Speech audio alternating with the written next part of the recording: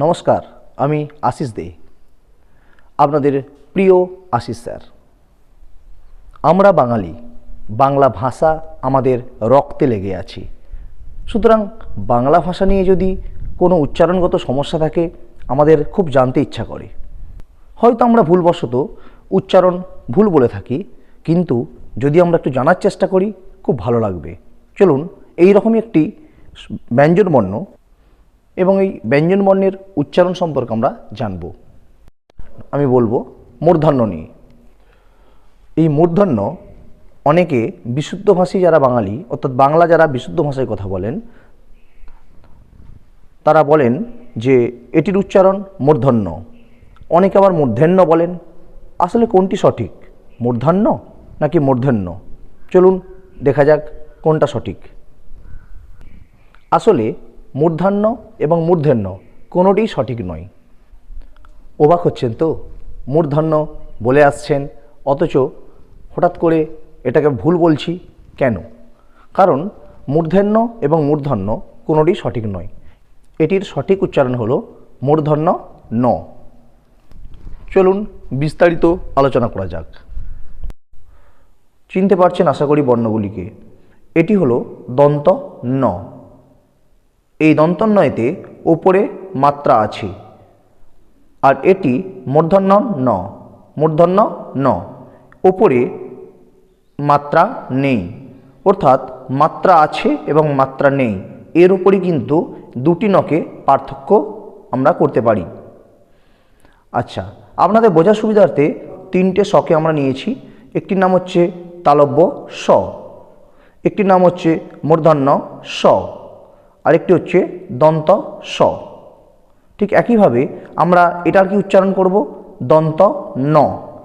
তাই যদি করি তাহলে এটার কি উচ্চারণ করব? এখানটায় কি লিখব? নিশ্চয়ই আমরা লিখব মূর্ধন্য। মূর্ধন্য লিখব, মূর্ধন্য লিখে ফেললাম। তাহলে দেখুন তো, মূর্ধন্যর পর কি আছে? ন আছে। তার উচ্চারণ কি হবে? মূর্ধন্য ন।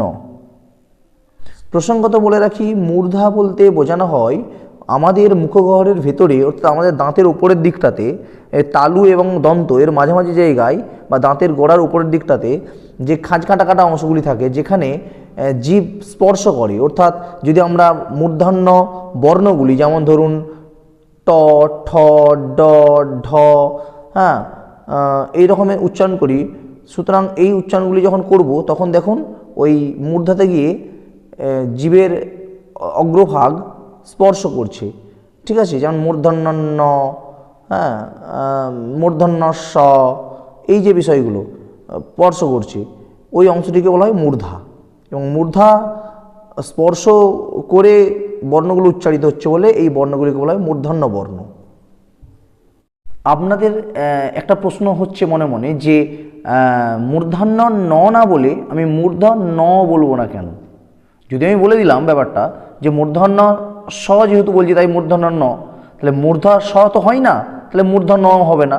আসলে মূর্ধন্য বলা হয় কারণ কিছু বর্ণ আছে, যেমন ধরুন এই যে ট, ঠ, ড, ঢ, এই সমস্ত বর্ণ, এগুলো সব মূর্ধা ব্যবহারের মাধ্যমে উচ্চারিত হয়। ঠিক আছে, সুতরাং মূর্ধা ব্যবহারের মাধ্যমে উচ্চারিত হয়। মূর্ধন্য স, এটাও মূর্ধা ব্যবহারের মাধ্যমে উচ্চারিত হয়। হ্যাঁ, তো যদি এটা উষ্ণ বর্ণ, তাই এই বর্ণগুলিকে মূর্ধন্য বর্ণ বলা হয়। তাই মূর্ধন্য স, মূর্ধন্য ন। বোঝা গেল? চলুন যা যাক আরেকটা প্রামাণ্য বিষয়। যেহেতু আমি প্রমাণ ছাড়া কথা বলি না, তাই আপনাদেরকে দেখাচ্ছি। প্রত্যেকে কম বেশি বাংলা মিডিয়ামে যারা পড়েছেন তারা প্রত্যেকে সহজ পাঠ পড়েছেন। দেখুন তো চিনতে পারেন কিনা। সহজ পাঠ, রবীন্দ্রনাথ ঠাকুরের লেখা, প্রথম ভাগ, বিশ্বভারতী সংস্করণ। আশা করি প্রত্যেকে চিনতে পারছেন, এবং আশা করি এখান থেকে যদি আমি দেখিয়ে দিই প্রমাণটি, তাহলে প্রত্যেকে বিশ্বাস করবেন। দেখুন, অ আ ছোট খোকা বলে, অ আ শেখে নিশে কোথা কওয়া।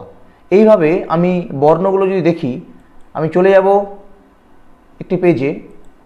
দেখুন, লক্ষ্য রাখুন।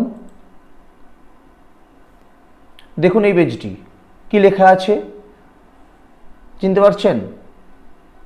বলে মূর্ধন্য ন, চুপ করো, কোথা শোনো। তাহলে এই বইটিতেও কিন্তু লেখা আছে মূর্ধন্য ন, কোথাও কিন্তু শুধু মূর্ধন্য লেখা নেই, তাই মূর্ধন্য ন এটাই হবে সঠিক। আশা করি কনসেপ্টটি ক্লিয়ার হয়েছে। আজ থেকে আপনারা মূর্ধন্য বলবেন না, বলবেন মূর্ধন্য ন। যদি ভালো লাগে ভিডিওটি লাইক, শেয়ার, সাবস্ক্রাইব করবেন এবং আপনাদের মূল্যবান মতামত অবশ্যই কমেন্ট বক্সে লিখবেন। আপনাদের শেয়ারের ফলে, সাবস্ক্রাইবের ফলে আমি আরও অনুপ্রাণিত হব আরও নতুন নতুন ভিডিও করার। জুড়ে থাকবেন নবম, দশম, একাদশ, দ্বাদশ এবং কম্পিটিটিভ এক্সামের সমস্ত প্রার্থীরা এই চ্যানেলের সাথে যুক্ত থাকবেন। নতুন নতুন আপডেট পাবেন, ভিডিও পাবেন, খুব ভালো লাগবে। নমস্কার।